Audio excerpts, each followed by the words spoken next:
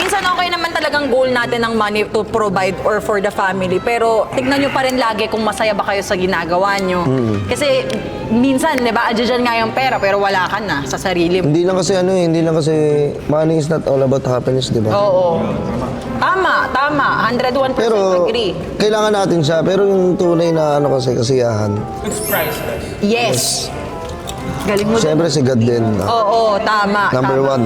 Pero naniniwala ba kayong money can't buy happiness? Hindi totoo yun. Money can buy happiness talaga. Pag marami kang pera, lahat ng gusto mong gawin, pwede mong magawa.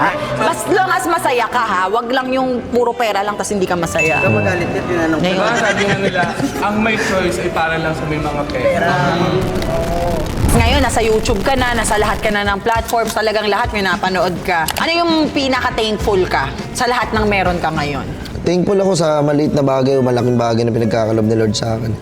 Na-appreciate ko kasi yun kasi dati naman wala yun eh. Oo. Dati wala talaga, alam mo yung imposible lahat. Alam mo yung nai-imagine mo lang. Oo. Napanood ko nga yung ano yung sabi mo, gusto mong pakainin yung ano, yung parents mo sa restaurant. Yun lang naman gusto ko, ganun. yun lang pangarap ko yun. Ay, natutuwa ako kasi yung connection natin ngayon, parang kakahinga din na same year kami, magkaedad lang, ganun. Tapos, ganun din yung pangarap ko dati sa pamilya ko eh. Sabi ko, maiahon ko lang sila sa hirap, hindi na ako babalik sa hirap.